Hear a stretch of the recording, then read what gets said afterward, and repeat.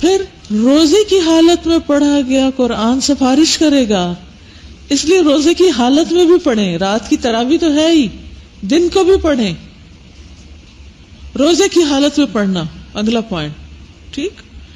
رسول اللہ صلی اللہ علیہ وسلم نے فرمایا قیامت کے دن قرآن ایسے مرد کی شکل میں آئے گا جس کا رنگ اڑا ہوا ہوگا، اپنے پڑھنے والے سے کہے گا میں وہی ہوں جس نے تجھے رات کو بیدار رکھا اور دن کو پیاسا رکھا، کیونکہ پڑھنے اور بولنے سے پیاس لگتی ہے، تو جب اونچا بول کے پڑھیں گے تو پیاس لگے گی، تو اس وقت سوچے کہ اچھا یہ میرا ساتھی ہوگا، قیامت کے دن مجھ سے ملاقات کرے گا اور کہے گا میں نے تجھے دن میں پیاسا رکھا۔ رسول اللہ صلی اللہ علیہ وسلم نے فرمایا، اور سلسلہ صحیحہ کی حدیث ہے، قرآن روز قیامت ایسے آدمی کے روپ میں آئے گا جس کا رنگ اڑا ہوا ہوگا، اور اپنے ساتھی سے پوچھے گا کیا تو مجھے پہچانتا ہے؟ پھر قرآن اپنا تعارف پیش کرتے ہوئے کہے گا میں وہی ہوں جو تجھے راتوں کو بیدار اور دوپہروں کو پیاسا رکھتا تھا، یعنی پڑھ پڑھ کے تم تھک جاتے تھے۔ اور یقیناً ہر تاجر بزنس مین اپنی تجارت کے پیچھے ہوتا تھا، اور میں آج ہر تاجر کو چھوڑ کر تیرے لیے ہوں، یعنی لوگ اپنی دنیا میں لگے ہوئے تھے اور تو میرے پیچھے تھا، تو آج میں ان کو چھوڑ کر تیرے پاس آ گیا ہوں۔ جو جس کو دوست بنائے گا، جو جس سے محبت کرے گا، قیامت کے دن اسی کے ساتھ اٹھایا جائے گا۔ میں آج ہر تاجر کو چھوڑ کر تیرے لیے ہوں، پھر اسے دائیں ہاتھ میں بادشاہت اور بائیں ہاتھ میں ہمیشگی دے دی جائے گی، یعنی لیو فار ایور۔ اس کے سر پر وقار کا تاج رکھا جائے گا، اس کے والدین کو 2 عمدہ پوشاکیں پہنائی جائیں گی، وہ اتنی قیمتی ہوں گی کہ دنیا اور مافیہ کی قیمت اس کا مقابلہ نہیں کر سکتی۔ وہ کہیں گے اے ہمارے رب یہ ہمارے لیے کہاں سے، یعنی اتنا اعزاز، یہ تاج اور یہ کپڑے اور یہ لباس، یہ سب کچھ کہاں سے؟ تو کہا جائے گا اپنے بیٹے کو قرآن سکھانے کی وجہ سے۔ صاحب قرآن کو روز قیامت کہا جائے گا پڑھتا جا اور جنت کے درجے چڑھتا جا، اور اس طرح ٹھہر ٹھہر کر پڑھ جس طرح تو دنیا میں ٹھہر ٹھہر کر پڑھتا تھا، بس تیرا مقام وہ ہوگا جہاں تیری آخری آیت کی تلاوت ختم ہوگی۔ تو اس لیے اپنی زندگی میں خود بھی اور اپنے بچوں کے لیے بھی قرآن کے سیکھنے کا خاص اہتمام اور دعائیں اور تڑپ اور شوق، یہ سب کچھ رکھیں۔ جو والدین اپنے بچوں کو قرآن سکھا رہے ہیں، اس راستے میں بہت سی مشکلات بھی آتی ہیں، ان سے گھبرائیں نہیں اور اس پر ثابت قدمی کے ساتھ چلتے رہیں، یعنی اپنے اس پروگرام کو لے کے چلتے رہیں۔ قرآن مجید کی تلاوت صدقے کی طرح ہے، یعنی بعض اوقات ہمارے پاس مال نہیں ہوتا کہ ہم دے سکیں۔ نبی صلی اللہ علیہ وسلم نے فرمایا قرآن کو اونچی آواز سے پڑھنے والا ایسے جیسے کوئی دکھا کر صدقہ کرے، اور دکھا کر صدقہ کرنا منع نہیں ہے اگر نیت اللہ کے لیے ہو، اور دھیمی آواز سے پڑھنے والا ایسے جیسے کوئی چھپا کر صدقہ کرے۔ پھر قرآن کا پڑھنا زمین و آسمان میں تذکروں کا باعث ہے۔ آپ زمین پر قرآن پڑھ رہے ہیں اور آپ کا ذکر آسمان میں ہو رہا ہے۔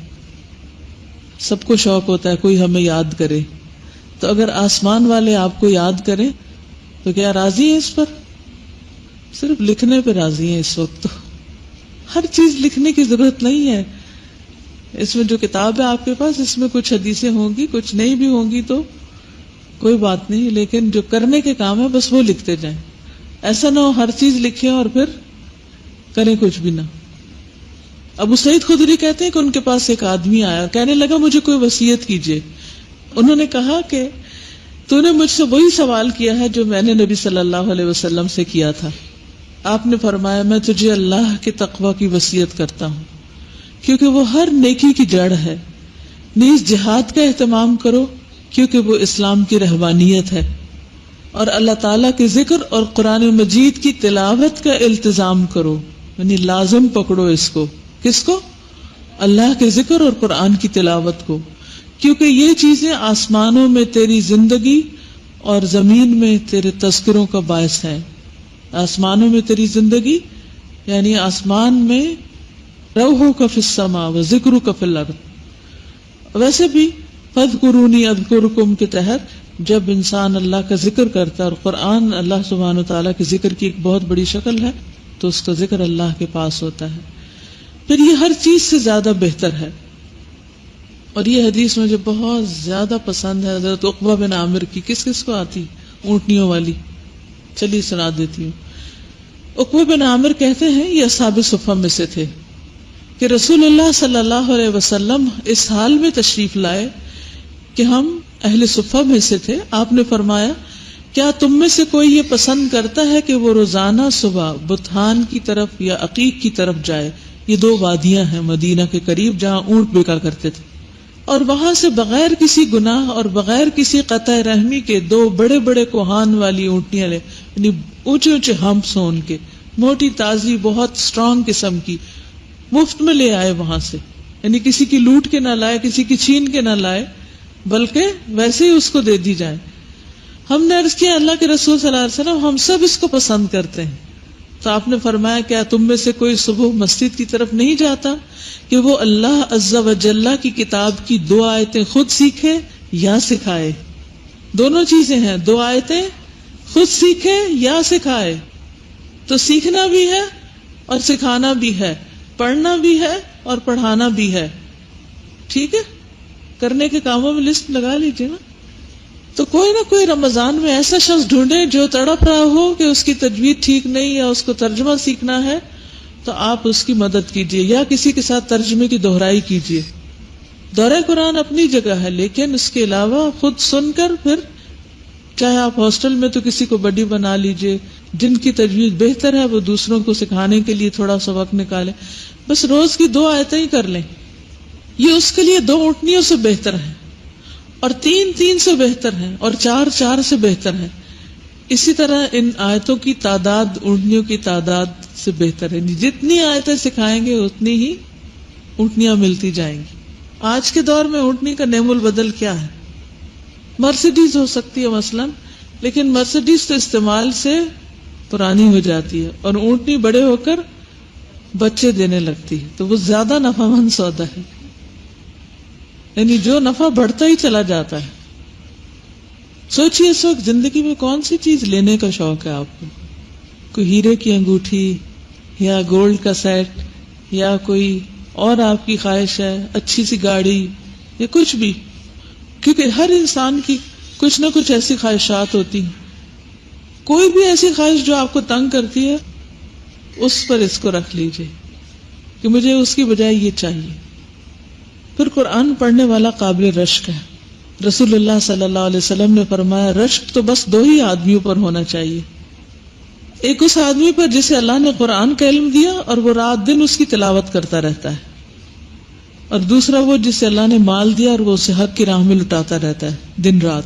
اچھا، اب ایک اور چیز یہ ہے کہ امیجن کیجئے کہ ہم سب اس وقت ایک بہت بڑے میدان میں کھڑے ہیں، وسیع میدان میں، اور اس طرح کھڑے ہیں جیسے ریس لگانے والے کھڑے ہوتے ہیں۔ کبھی دیکھا کسی کو ریس لگاتے ہوئے؟ چھوٹے چھوٹے بچے گھر میں لگا رہے ہوتے ہیں، وہ پھر ایک دوسرے بہن بھائیوں کا مقابلہ ہوتا ہے، تو جب وسل بجتی ہے تو پھر کیا ہوتا ہے؟ سب بھاگنے لگتے ہیں، اور پھر ان میں سے کوئی سب سے آگے نکل جاتا ہے۔ رمضان شروع ہوتے ہی آپ سب کی قرآن کے متعلق ایک ریس لگنے والی ہے، تو فاستبقوا الخیرات۔ قیامت کے دن پتہ چلے گا کہ سب سے آگے کون تھا، نمبر 1 کون نکلا۔ تو اس لیے خاموشی کے ساتھ مقابلہ کرنا ہے اپنے آس پاس والوں کا کہ انہوں نے کتنا پڑھ لیا، یہ پڑھ رہا ہے، میں کیوں فارغ بیٹھی ہوں، میں کیوں اپنا وقت ضائع کر رہی ہوں، مجھے بھی پڑھنا ہے، ٹھیک ہے۔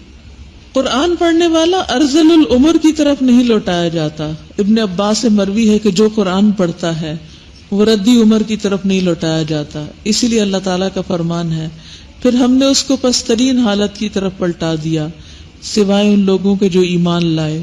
فرمایا اس کا معنی ہے قال الذین قرأوا القرآن، وہ لوگ جنہوں نے قرآن کو پڑھا۔ اسی لیے آپ دیکھیں کہ جو بزرگ قرآن پڑھتے رہتے ہیں بعض اوقات آخری عمر تک ان کی نظر کام کر رہی ہوتی، بڑے بڑے لفظوں والے قرآن لے کر اس کو پڑھ رہے ہوتے ہیں اور سارا سارا دن پڑھ رہے ہوتے ہیں، میموری بھی شارپ ہوتی، صحت بھی اچھی ہوتی۔ ابو موسیٰ اشعری سے روایت ہے کہ رسول اللہ صلی اللہ علیہ وسلم نے فرمایا، اس مومن کی مثال جو قرآن کی تلاوت کرتا ہے نارنگی کی سی ہے، نارنگی اورنج کا لیجیے چلے، اس کی خوشبو بھی عمدہ ہے، اس کا ذائقہ بھی خوشگوار ہے، اور اس مومن کی مثال جو قرآن کی تلاوت نہیں کرتا کھجور کی سی ہے، جس کی خوشبو نہیں ہوتی ذائقہ میٹھا ہوتا ہے۔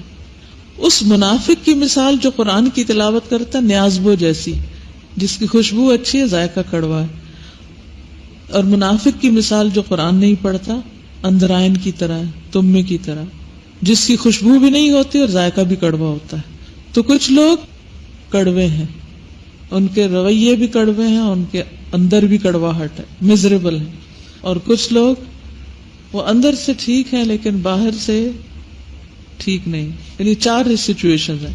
اب آپ خود اپنے آپ کو رکھ لیجئے کہ آپ کون ہیں ان میں سے۔ پھر قرآن گھروں میں برکت کا ذریعہ ہے۔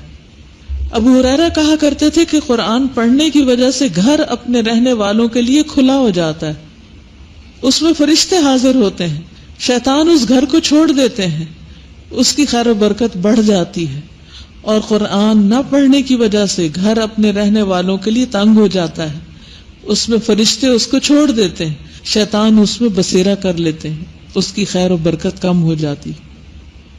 پھر قرآن پڑھنے سے سکینت اترتی ہے، سکون چاہیے قرآن پڑھیے۔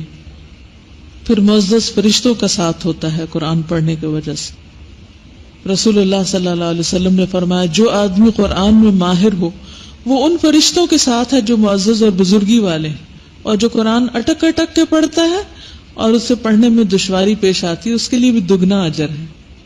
پھر قرآن کا پڑھنا عذاب قبر سے حفاظت کا ذریعہ ہے۔ آدمی جب قبر میں دفن کیا جاتا ہے تو فرشتہ سر کی طرف سے آتا ہے، تو تلاوت قرآن اسے دور کر دیتی، یعنی عذاب کے فرشتے کو پیچھے کر دیتی، مارنے نہیں دیتی۔ لیکن جس نے قرآن ہی نہ پڑھا تو اس کے لیے کون آئے گا وہاں؟ جب فرشتہ سامنے سے آتا ہے تو صدقہ اسے دھکیل دیتا ہے، جب پاؤں کی طرف سے آتا ہے تو مسجد کی طرف سے چل کے جانا اس کو دور کر دیتا ہے۔ پھر قیامت کے دن سایہ بھی ہوگا، خاص طور پر سورۃ البقرہ اور آل عمران پڑھنے والے کے لیے وہ 2 بادل یا سائبان یا اڑتے پرندوں کی 2 قطاریں ہوں گی جو اپنے پڑھنے والوں کے لیے جھگڑا کریں گی، سفارش کریں گی۔ آپ نے فرمایا قرآن کی تلاوت کرو، بلا شبہ قیامت کے دن یہ اپنے ساتھیوں کی سفارش کرتا ہوا آئے گا۔ کس بات کی سفارش؟ کہ اس کو بخش دیا جائے، تو آپ کی بخشش کا ذریعہ بنے گا۔ آپ نے فرمایا قرآن سفارش کرے گا اور اس کی سفارش مانی جائے گی، وہ اپنے پڑھنے والوں کے حق میں بحث کرے گا، جھگڑے گا، اور اس کی تصدیق کی جائے گی، یعنی اس کی بات مان لی جائے گی۔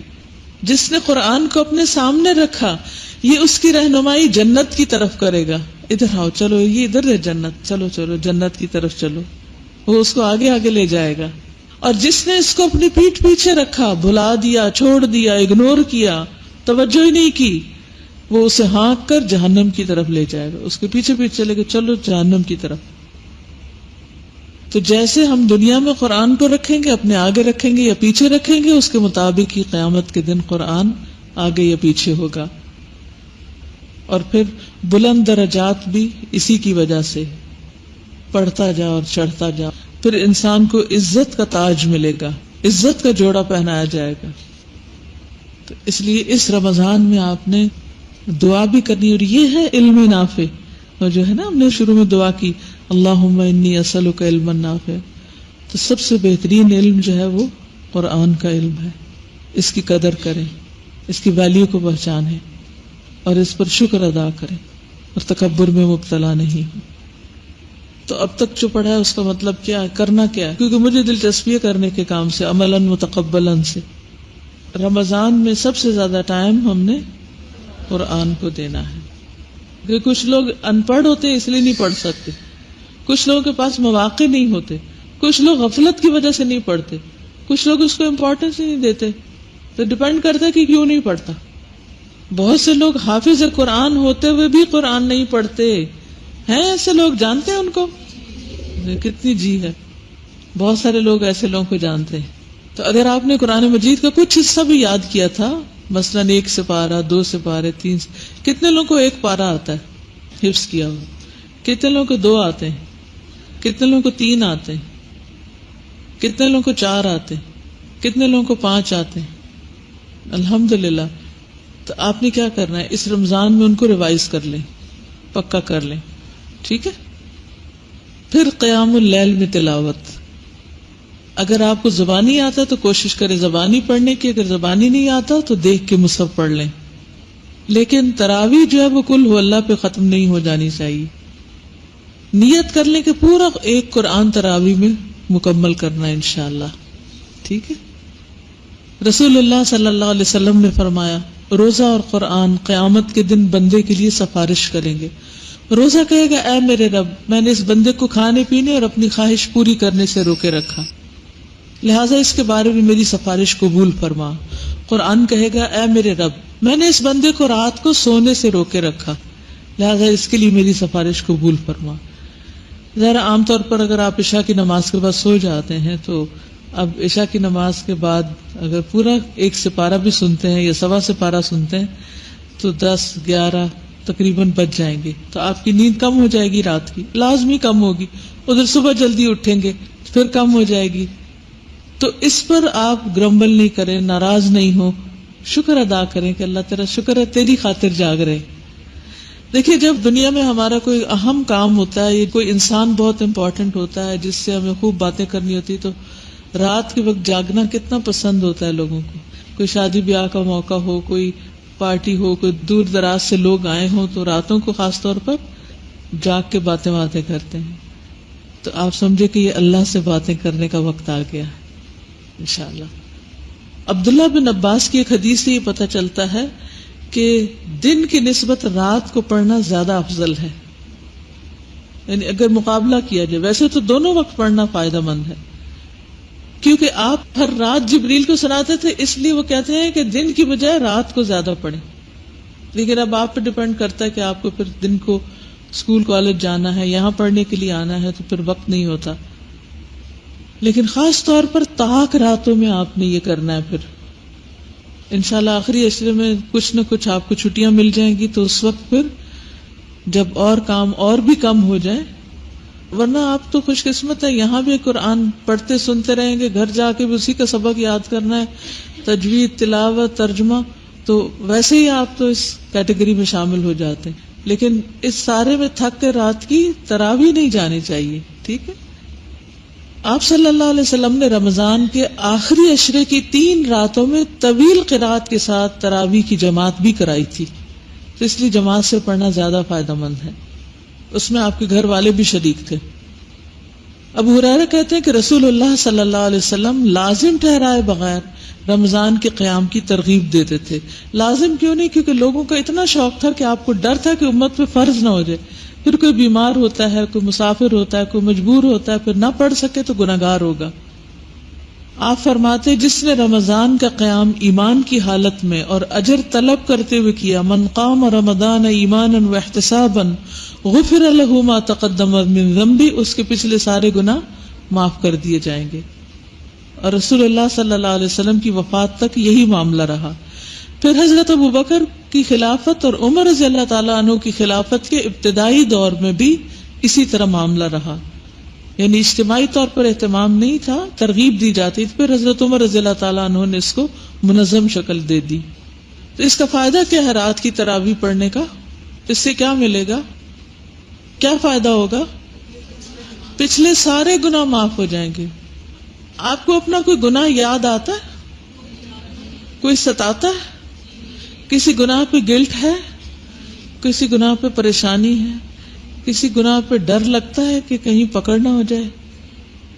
تو موقع ہے بخشوانے کا خود کو تراویح کے پڑھ کے. رسول اللہ صلی اللہ علیہ وسلم نے فرمایا فرض نماز کے بعد سب سے زیادہ فضیلت والی نماز رات کی نماز ہے. اور پھر ایک حدیث کے مطابق رات کا قیام کرنے والے صدیقوں اور شہیدوں میں سے ہوں گے. صحیح ترغیب و ترہیب کی حدیث ہے. رب کی قربت اور کفارے کا ذریعہ، یعنی برائیوں کا کفارہ اس سے ہوتا ہے، گناہوں سے رکاوٹ بنتا ہے کہ اچھا میں تہجد پڑھتا ہوں اور پھر میں یہ غلط کام کروں. نبی صلی اللہ علیہ وسلم اتنا طویل قیام کرتے کہ آپ کی پنڈلیوں پہ ورم آ جاتا تھا. تو اگر کھڑے ہو کر پاؤں دکھنے لگے یا سوجنے لگے تو خوش ہو جائیں کہ ہم نبی صلی اللہ علیہ وسلم کی سنت پر ہیں. تو عمل صالح کون سا ہوتا ہے؟ جو اچھی نیت کے ساتھ سنت کے مطابق ہو. علی بن ابی طالب رضی اللہ عنہ نبی صلی اللہ علیہ وسلم سے روایت کرتے ہیں کہ جبریل میرے پاس آئے اور کہا، اے محمد جتنا چاہو زندہ رہو، بالآخر مرنا ہے. جس کو چاہو محبوب بنا لو، بالآخر جدا ہونا ہے. جیسے چاہو عمل کرو، بالآخر اس کا بدلہ تو ملنا ہے. استغفر اللہ. اچھا عمل ہو یا برا، جو بھی کرو گے بالآخر اس کا بدلہ تو ملنا ہے. اتنا ضرور جان لو کہ مومن کا شرف، عزت قیام اللیل میں ہے، اور اس کی عزت لوگوں سے بے پرواہ ہو جانے میں ہے. یعنی لوگوں سے کسی قسم کا کوئی لالچ نہ ہو، تو اس سے اس کو عزت نصیب ہوگی. تو ایک اور ٹارگٹ کیا ہے رمضان کا؟ کیا کرنا ہے؟ لوگوں کو دینا ہے، لینے کی توقع نہیں رکھنی. لوگوں کو دینا ہے، ان سے کسی قسم کی کوئی غرض اور لالچ نہیں رکھنی. اللہ سبحانہ وتعالیٰ دو آدمیوں پر ہنستا ہے. ایک وہ شخص جو سردی کی رات میں اپنے لحاف اور بستر سے اٹھ کھڑا ہو اور وضو کر کے نماز پڑھنے لگے. اللہ تعالیٰ اپنے فرشتوں سے فرماتا ہے، میرے بندے کو یہ کرنے پر کس چیز نے آمادہ کیا؟ وہ عرض کرتے ہیں، اللہ تیری نعمتوں کی امید اور تیرے عذاب کے خوف نے. پس اللہ تعالیٰ فرماتا ہے، جس چیز کی اس نے امید کی میں نے وہ اس کو دے دی، اور جس چیز سے یہ ڈرتا ہے میں نے اس کو اس میں امن دے دیا. کس چیز سے ڈر لگتا ہے آخرت کے بارے میں؟ اپنے گناہوں سے. پھر اسی طرح جنت میں امن کے ساتھ، بے فکری کے ساتھ، سلامتی کے ساتھ داخل ہونے کا ذریعہ ہے. عبداللہ بن سلام نے پہلی بات جو مدینہ میں سنی نبی صلی اللہ علیہ وسلم کو دیکھ کر وہ یہ تھی، فرمایا، لوگو سلام پھیلاؤ، کھانا کھلاؤ، رشتوں کو ملاؤ، رات کو جب لوگ سوتے ہو تو نماز پڑھو. ان باتوں سے تم جنت میں سلامتی سے داخل ہو جاؤ گے. افشوا السلام، اطعموا الطعام، وصلوا الارحام، وصلوا باللیل والناس نیام، تدخلوا الجنت بسلام. پھر جنت میں خوبصورت بالا خانے اس سے ملیں گے جو لوگ رات کو قیام کرتے ہوں اور دن کو کھانا کھلاتے ہوں لوگوں کو. نبی صلی اللہ علیہ وسلم کتنا قیام کرتے تھے، کیا پڑھتے تھے قیام اللیل میں؟ عام دنوں میں بھی، رمضان کے علاوہ. مثلا کتنی لمبی ہوتی تھی؟ کتنی دیر؟ سورۃ البقرہ، آل عمران، النساء، ایک ہی رکعت میں. ترتیب یوں ہے، البقرہ، النساء اور پھر آل عمران آپ نے پڑھی. اس حدیث سے یہ بھی پتہ چلتا ہے کہ اگر صورتیں آگے پیچھے کر لی جائیں تو اس سے کوئی فرق نہیں پڑتا. اور پھر رکوع بھی اتنا لمبا اور پھر سجدہ اتنا لمبا. کبھی زندگی میں ایک بار بھی کرنا نصیب ہو جائے تو سمجھیں گے کہ واقعی کچھ کیا. سوچئے کتنی ہمت تھی اور ہماری طاقت کتنی ہے. پوری سورت تو درکنار، ایک سورت بھی ایک رکعت میں پڑھنا یا ایک سپارہ، وہ بھی مشکل. اور اس پر کبھی سوچا بھی نہیں، کبھی محنت بھی نہیں کی، اس کی طلب بھی نہیں رکھی کہ ہمیں یہ توفیق ہو. لیکن اگر زیادہ نہ پڑھ سکیں تو جتنا بھی پڑھ سکیں. فَاقْرَؤْا مَا تَيَسَّرَ مِنَ الْقُرْآنِ. 10 آیات پڑھنے کا اجر کیا ہے؟ ایسا ڈھیر ملے گا اس کو جو دنیا و ما فیہا سے بہتر ہے. 100 آیات پڑھنے والے کا ثواب ساری رات کی عبادت کے برابر لکھا جائے گا. 1000 آیتیں پڑھنے والے کا ثواب بے انتہا ثواب جمع کرنے والا. پھر اسی طرح آپ میں سے جو لوگ حفظ کیے ہوئے ہیں وہ اپنے حفظ کی دہرائی کریں اور دور کریں، دوسروں کو سنائیں. جو بھول چکا ہے اس کو دوبارہ یاد کر لیں، ورنہ قیامت کے دن قرآن خلاف گواہی دے گا کہ اس نے مجھے چھوڑ دیا تھا. پھر غور و فکر، انشاءاللہ غور و فکر کے بارے میں کل میں بات کروں گی دورہ قرآن کے شروع میں، کہ تدبر قرآن اور ترجمے سے یا سمجھ کے پڑھنے کا اجر اور ثواب کتنا ہے. اللہ سبحانہ وتعالیٰ نے یہ کتاب نازل ہی اس لیے کی ہے کہ لوگ اس کی آیات میں غور و فکر کریں. کتاب انزلناہ الیک مبارک لیدبروا آیاتہ ولیتذکر اولو الالباب. یہ بابرکت کتاب ہے جسے ہم نے آپ کی طرف اتارا ہے تاکہ لوگ اس کی آیات پر غور و فکر کریں اور عقل مند نصیحت حاصل کریں. تو ہم نے کیا کرنا ہے آئندہ دنوں میں انشاءاللہ؟ غور و فکر کرنا ہے اور کیا کرنا ہے؟ نصیحت حاصل کرنی ہے اور اس سے عمل بدلنا ہے انشاءاللہ۔ عبداللہ بن مسعود کہتے ہیں جو شخص علم حاصل کرنا چاہتا ہے، اللہم انی اسألک علما نافعا، اسے چاہیے کہ قرآن کریم میں غور و فکر کرے، اس لیے کہ اس میں اگلے پچھلے سارے علوم موجود ہیں۔ پھر تعلیم القرآن، دوسروں کو سکھانا۔ جو لوگ اللہ کے گھروں میں سے کسی گھر میں اللہ کی کتاب کی تلاوت کرتے ہیں اور آپس میں اس کی تعلیم میں مصروف ہوتے ہیں، ان پر سکینت نازل ہوتی ہے، رحمت انہیں ڈھانپ لیتی، فرشتے انہیں گھیر لیتے ہیں اور اللہ ان کا ذکر اپنے پاس موجودہ فرشتوں میں کرتے ہیں۔ تو کل جو مجلس انشاءاللہ ہوگی، یعنی دورہ قرآن کی ایک طرح سے تعلیم القرآن ہے، قرآن کی تعلیم دینا، اس کو سکھانا، سمجھانا۔ اس کا حق تو ادا نہیں ہو سکتا تھوڑے سے وقت میں، لیکن اس کے لیے کوشش ہے کہ کم از کم پورے قرآن سے ایک دفعہ ہم گزر جائیں، دہرائی ہو جائے، کیونکہ سب سے بہترین بابرکت وقت ہے رمضان کا انشاءاللہ۔ اور خیرکم من تعلم القرآن وعلمہ، بہترین ہے تم میں سے وہ لوگ جو سیکھتے ہیں قرآن اور سکھاتے ہیں۔ بعض اوقات ہم سمجھتے ہیں کہ صرف وہ بہترین ہے جو سکھاتے ہیں، وہ بھی بہترین ہے جو سیکھتے ہیں اور سکھاتے ہیں، سیکھتے ہیں۔ تو اگر آپ سیکھنے والوں میں سے ہیں تو اپنے درجے کو کم نہ سمجھیں، یہ بھی بہت برکت والا کام ہے، بہت بہترین کام ہے۔ جس نے اللہ عز و جل کی کتاب کی ایک آیت بھی سکھائی، جب تک اس کی تلاوت کی جائے گی اس کو ثواب ہوتا رہے گا، صدقہ جاریہ کا کام ہے۔ تو یہ تو ہے قرآن کے ساتھ تعلق جو رمضان میں انشاءاللہ ہمارا ہوگا، تلاوت، تراویح، تدبر، 3 T's، تلاوت، تراویح، تدبر، ٹھیک ہے، قرآن کے ساتھ۔ اور دوسرا کام کیا کرنا ہے؟ فمن شہد منکم الشہر فلیصم، روزہ رکھنا ہے اور شوق سے رکھنا ہے، سحری کھا کر رکھنا ہے۔ اور روزے کا مقصد تقوی حاصل کرنا ہے تاکہ دنیا میں ہم گناہوں سے بچ جائیں، آخرت میں آگ سے بچ جائیں۔ بعض لوگوں کو روزے سے سوائے بھوک پیاس کے کچھ نہیں ملتا، اور بعض لوگوں کو قیام سے سوائے تھکنے کے کچھ نہیں ملتا۔ وہ کون ہوتے ہیں؟ جن کی نیت ٹھیک نہیں ہوتی، طریقہ ٹھیک نہیں ہوتا، اور اس کے ساتھ ساتھ غلط کام کرتے ہیں۔ تو ہمیں انشاءاللہ رمضان میں روزے سے تقوی حاصل کرنا، اور تقوی کا مطلب ہوتا ہے بچنا، اور ہمیں روزے کی حالت میں لازماً کچھ چیزوں سے بچنا ہے، وہ تمام چیزیں جو اللہ تعالیٰ نے حرام قرار دی ہیں۔ رسول اللہ صلی اللہ علیہ وسلم نے فرمایا روزہ گناہوں کے لیے ڈھال ہے، اگر کوئی روزے سے ہو تو اسے فحش گوئی نہیں کرنی چاہیے، کسی سے لڑائی جھگڑا، گالی گلوچ، بدتمیزی، بد اخلاقی کچھ نہیں۔ فرمایا اور شور نہ مچائے، نہ فحش گوئی کرے نہ شور مچائے، چیخنا چلانا نہیں۔ اگر کوئی شخص اس کو گالی دے یا لڑنا چاہے تو اس کا جواب صرف یہ ہو کہ میں ایک روزہ دار آدمی ہوں، میں نہیں لڑ سکتا۔ پھر خوب خوب دعائیں کرنی۔ وَإِذَا سَأَلَكَ عِبَادِي عَنِّي فَإِنِّي قَرِيبٌ أُجِيبُ دَعْوَةَ الدَّاعِ إِذَا دَعَانِ فَلْيَسْتَجِيبُوا لِي وَلْيُؤْمِنُوا بِي لَعَلَّهُمْ يَرْشُدُونَ۔ اور جب بندے میرے تجھ سے میرے بارے میں سوال کریں تو کہیے کہ میں قریب ہوں۔ اللہ کا قرب محسوس کرنا ہے۔ پکارنے والے کی دعا قبول کرتا ہوں جب وہ مجھے پکارتا ہے، لازم ہے کہ وہ میری بات مانے، مجھ پر ایمان لائے تاکہ وہ ہدایت پائیں۔ یاد رکھیے جب رمضان کا مہینہ آتا ہے تو آسمان کے سارے دروازے کھول دیے جاتے ہیں، ورنہ آپ کو پتہ ہے کس وقت کھلتے ہیں؟ یہ اذان کے بعد کھلتے ہیں، لیکن رمضان بھر کھلے رہتے ہیں۔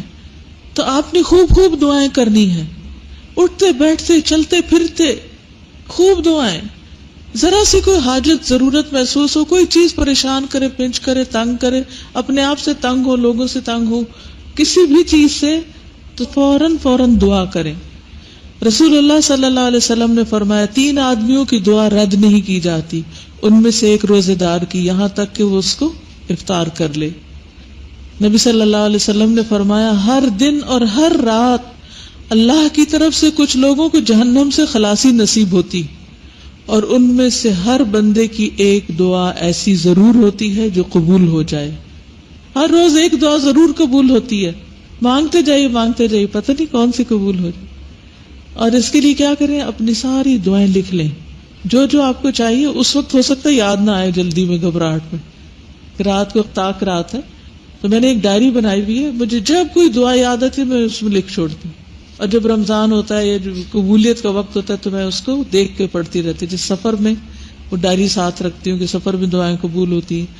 تو آپ بھی ایک چھوٹی سی ڈائری بنا لیں، اور اس میں بلکہ میں یہ چاہوں گی کہ دورہ قرآن کے لیے آپ الگ سے ایک ڈائری بنا لیں، یعنی لمبے رجسٹر اور بہت لمبی چوڑی باتیں نہیں لکھیں، صرف کرنے کے کام ٹو دا پوائنٹ، چھوٹی چھوٹی باتیں، ہر پارے کے جیمز لکھ لیں. اور رمضان کے آخر میں وہ آپ کے پاس ایک پورا بہترین خزانہ جمع ہو جائے گا. سمجھے کہ ایک جول روز آپ نے ڈالا، آپ امیجن کریں آپ کے پاس ایک باکس ہو، روزانہ اس میں ایک ایک ہیرا ڈالتے جائیں تو رمضان کے آخر میں ایک مہینے میں کتنا کچھ جمع ہو چکا ہوگا.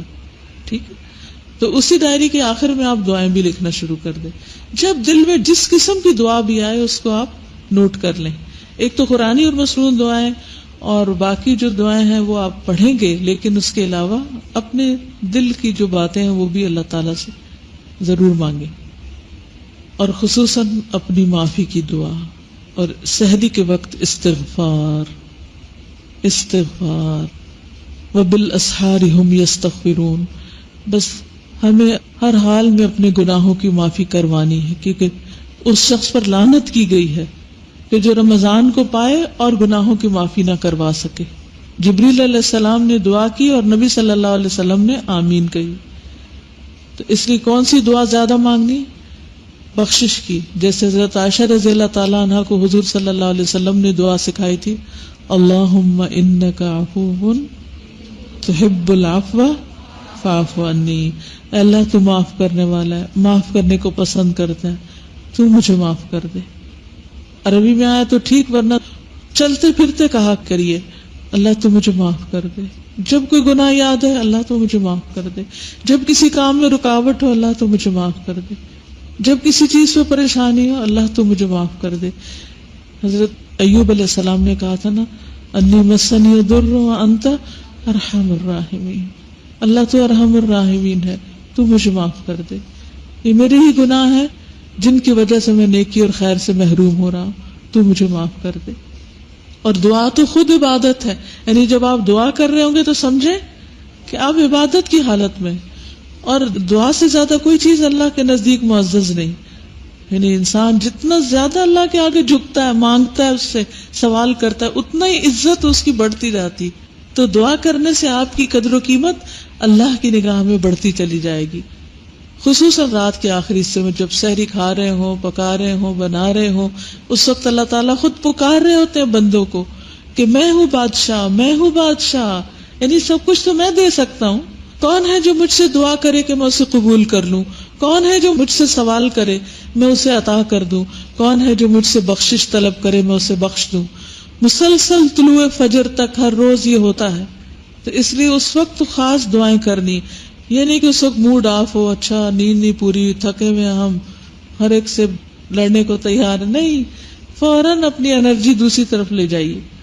دعا سے تقدیر بھی بدل جاتی ہے. جن چیزوں پہ آپ، جن ایشوز پہ پریشان ہیں کہ میری تقدیر میں کیوں لکھ دیا گیا، اور عمر میں اضافہ ہوتا ہے. اگر آپ کو ڈر لگتا ہے نا ہائے میں مر جاؤں گی، تو اپنی عمر کے لیے بھی دعا کر لیجیے.